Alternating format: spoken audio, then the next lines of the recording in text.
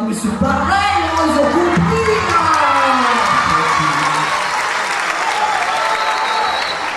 C'est pas pareil. Ah oui? Et tu dis que cette eau-là, on peut la boire, elle est potable alors? Ben oui. Parce que tu sais, moi l'autre fois, je me baignais dans la mare. J'étais bien, il faisait chaud, je me baignais dans le cours d'eau. Et puis, j'avais soif. Mais j'avais pas pris mon porte-monnaie pour aller m'acheter un petit jus là-bas au coin. Alors, qu'est-ce que j'ai fait? J'ai bu l'eau de la mare. Oh, mes enfants, si vous saviez, qu'est-ce que j'ai pu avoir mal au ventre? Oh là là là là là, qu'est-ce que j'ai eu mal au ventre? Tu sais, l'eau de la mare dont t'as bu, Oui. l'eau des rivières et des lacs, elle peut être propre. Ah oui, elle est Ok. propre. Ouais. Mais elle n'est pas potable. Ah bon? Ben oui. Tu confonds les choses. Bah, comment tu pourrais m'expliquer ça? Tu peux pas me faire une démonstration encore? Ben tout à fait. C'est pourquoi on doit appeler un petit pour nous aider. Ah, on va encore appeler un enfant, on va changer de côté. Hein. Ah non, ils sont venus manuels. Alors, on va commencer la petite séance. Ben, on t'attend, hein? Oui, Emmanuel, s'il te plaît, est-ce que tu peux nous aider? Qu'est-ce que c'est que t'as préparé? Bon, tu vois, c'est une petite bouteille en plastique que j'ai coupée. J'ai fabriqué une sorte d'entonnoir et j'ai mis du coton là-dedans pour purifier l'eau. Du coton pour faire quoi?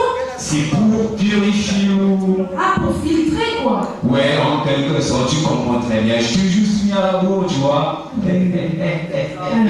Allez, on va essayer. Et après, on va pouvoir boire l'eau alors. Voilà. Non, on va pouvoir boire.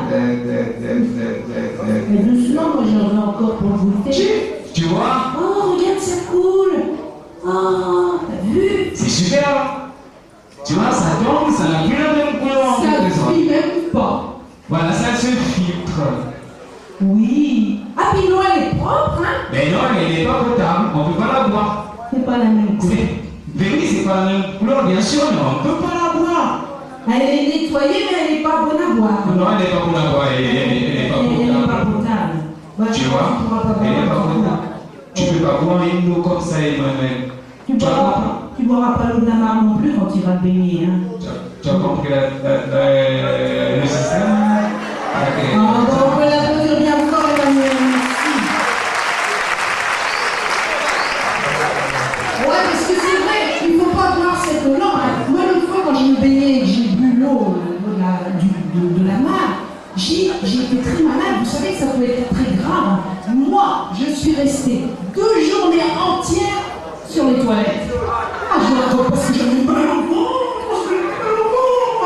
Le spectacle, une autre façon de sensibiliser à l'environnement. C'est donc cette approche que l'association Help Congo a mise en avant pour vulgariser les préoccupations environnementales en partenariat avec les sociétés Chevron et Eucalyptus Fibre du Congo. Cette action a eu pour cible les élèves. La première étape, qui a eu lieu mardi 25 mai 2010, a concerné les élèves des quartiers Mbota, Raffinerie et Siafoumou. La seconde, intervenue samedi 29 mai, a fait la part belle à ceux des districts de Inda et des villages environnants. À Siafoumou, comme à Sueko, les élèves ont été édifiés sur l'eau au Congo, l'importance des forêts, les risques liés à la destruction de l'écosystème. Alors oui, mais mon cher Raël, il n'est plus ce qu'il était, il perd ses poils dans tout, c'était mon petit toutou. Plus je fais le ménage, plus il fait de ravages, les moutons s'agglutinent, oh je trouve une combine. On détruit les forêts de mangrove, plus il y a des personnes qui s'installent dans les sites de mangrove, c'est-à-dire qu'ils installent des sites touristiques, ils dévassent la mangrove pour mettre des habitations, et tout ça, ça demande de l'espace. Donc, il n'y a plus rien. Il va disparaître. Tout à fait. Mais il ne faut pas qu'elle disparaisse. Mais, Mais on peut faire quelque chose. oui, est-ce que toi tu peux faire quelque chose? Ben, moi je veux bien, qu'est-ce qu'il faut que je fasse? Mais, maintenant que tu as compris comment fonctionne la mangrove,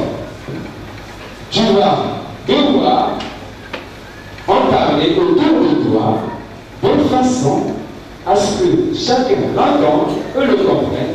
Et tu sais quoi? Non, Tu vas devenir le messager de la mort. je vais devenir le messager de la grande. Yeah! C'est une star alors. Mais dis, quand j'y pense, je pourrais pas demander à mes petits copains là, de devenir des messagers d'un endroit aussi? Eh oui, si tu veux. Je sais pas si vous voulez. Vous voulez devenir les messagers de la mangrove? Oui. Ah non. Et moi, ils veulent pas. Vous voulez devenir les messagers de la mangrove? Oui. Ah, je préfère ça. Alors, vous savez ce qu'on fait?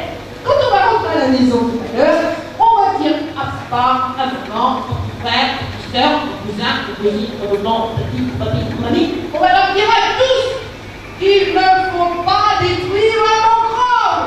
D'accord?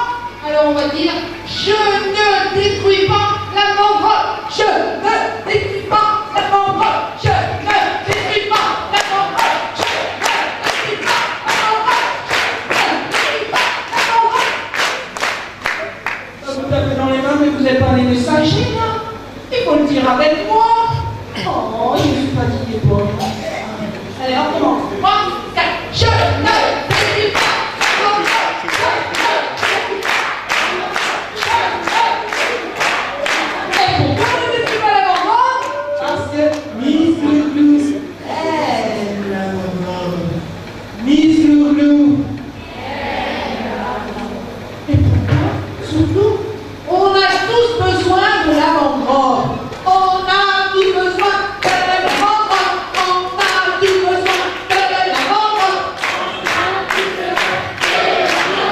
On a tous besoin de la mangrove. On a tous besoin de la mangrove. On a tous besoin de la mangrove. On a tous besoin de la mangrove. On a tous besoin de la mangrove. On a tous besoin de la mangrove. À l'issue de cette séance d'éducation environnementale, quelques élèves ont été testés. Plusieurs retenues nous a parlé de la vaporisation et de la frustration. À la venue de ce spectacle, on nous a dit de protéger la mangrove, l'environnement. On nous a dit de ne pas détruire l'environnement. Alors, bravo pour lui, très fort! J'ai retenu de protéger les écologistes. Ah, un bravo pour lui. Monsieur Jean-Michel Nzengue, animateur culturel du projet Help Congo, sur l'initiative. À travers ce spectacle, on voulait avoir faire véhiculer le message de la protection de l'environnement. D'abord, le projet Help Congo, c'est un projet qui se de la réintroduction des chaînes en milieu naturel. Et en dehors de cette activité principale, ils font la sensibilisation à l'environnement dans les écoles. C'est préparer les générations futures à la protection de l'environnement. On se dit que nous, en tant que vieux, on a failli. Il faut préparer cette génération future à la protection de l'environnement. C'est pourquoi on organise des activités pratiques comme les spectacles, on donne ce qu'on fait dans les salles de classe, les ateliers. Parmi nos outils, il y a aussi le spectacle, il y a les sorties pédagogiques. Donc ici, l'objet c'est que les enfants répercutent ce message auprès des parents de la protection de l'environnement. Le projet Help Congo existe depuis 20 ans.